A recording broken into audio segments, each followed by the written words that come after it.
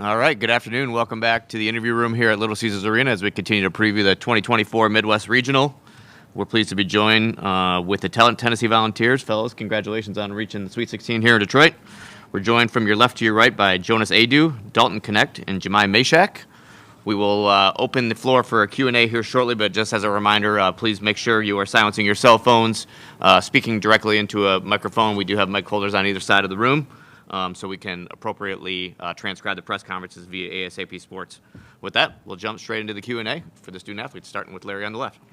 Dalton, can you reflect on your journey from junior college, Northern Colorado, and now you're here, and you hope that maybe you're an inspiration to high school players that aren't, showered with a lot of offers, or people who are thinking about transferring out? Yeah, I'd say I'd made a lot of people's. There's some people are not the highest rated players and stuff like that, and it just shows like you go a different route, going JUCO and stuff, and like you said, hitting the transfer portal, I hit that too. So, you can make multiple ways to get to one of the best programs in the nation. So, I think it just shows that you don't have to be the highest rated kid. Second row on the left. Rob Lewis, football, West Carolina. Jahmai, I asked you last week after the game in Charlotte, did it feel different? Did it feel like Orlando last year? Can you compare the team's feeling today compared to the day before you played in New York last year? Level of confidence, level of preparedness. I've always been a confident player. I feel like everybody on our team last year and this year have always been confident. So I wouldn't say the confidence level was different. I would just say probably, I think the fact is, like, we're healthier. We're healthier. We have people able to play. We have people available. We have more depth. And I just think we are going into it knowing that nothing has to change. We don't have to adjust anything. We don't have to do anything different than what we've been doing all year, which I feel like is important for us as a team.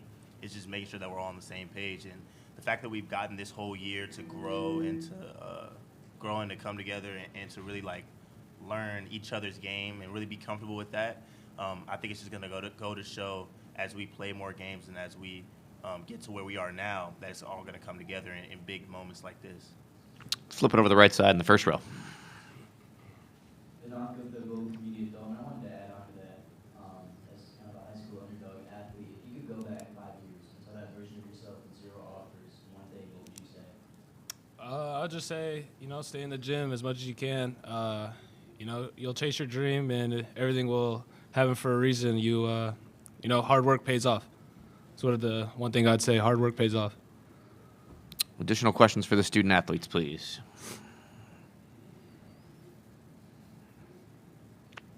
Go back to the first row. I guess for all of you, kind of coming full circle from the beginning of the season to now, you grow on the court, but off the court, as young men, you grow as well. You're student athletes. How would you say you've grown the most off the court? What has the season taught you? Let's start with Jonas on that one, please. I'd say from the Italy trip, that's when we truly started to bond off the court because, we spent so much time with each other, in other countries, just learning about each other. So I feel like from there on, we just kept growing into brothers for real from there. Dalton? Yeah, I would say for me it was when I first got on campus, all these guys, like Zakai and stuff, we'd all go get food and stuff and created that bond early. And then when everyone got on campus, we was all, playing video games or going out and getting food or just staying in the locker room after practice. And Jahmai?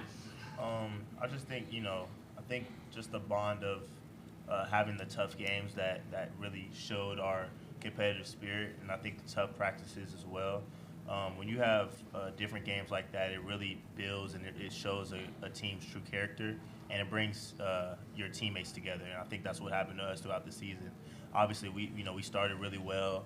We had a really, really good season overall, but there were certain games and certain stretches where, we were still trying to get to know our teammates and our strengths and our weaknesses. And I think going through those games really helped us trust each other more on and off the court. And I feel like if you have that bond off the court, on the court, it's going to be, extremely easy. So I think with that being said, this whole year has just been a journey for everybody. And I think, we wouldn't take it back for anything. And this is why we want to keep continuing to get farther and farther in this tournament, just to justify what we went through this whole year and that it was worth it. So I think just showing how those losses and how those close games and those tough games really build character and really build togetherness. Back to the first row here on the right side, Larry. Can each of you share with me one thing that has jumped out from the scouting report or watching film from Creighton that has your respect? We'll go right down the line here, Jonas first. We know they're a really good offensive team, and they like to get up a lot of threes. So, we got to take pride as being the best defensive team in the nation, which we believe we are, and just locking on that side of the scouting report. Dalton? Yeah, like Jonas said, they're a great offensive team, but also they make sure that they don't foul and get teams to the foul line. So that'll definitely be something that we'll need to watch out for. And then Jahmai? I think they both made like really great points. Definitely a high offensive team that wants to get a lot of threes up, wants to get out and run.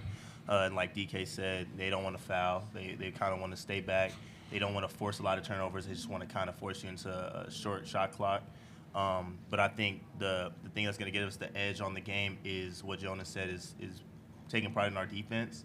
And if whether we're hitting shots or not, if our defense is where it's supposed to be, we can create offense in transition. Where I feel like that's where we're the best at is getting out in transition, creating easy layups, getting to the foul line. And I think as much as they've had their tall center down low, being able to feed Jonas the ball and being able to feed our big guys the ball, just trying to get them points and maybe get him in foul trouble, but just trying to use everybody on the court and space the floor out and really just run our offense. Let's go back to the left side in the second row.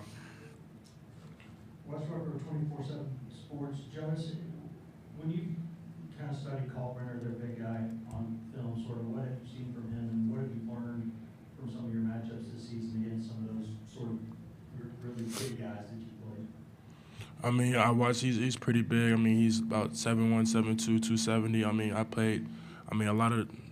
Pretty much every single, big in the nation that's like really top rated. So I feel like I've, prepared for this moment, just to help my team, lock in defensively and offensively on the scouting report. Any other questions for these guys? Okay, seeing none. Thanks, fellas. We'll see you tomorrow.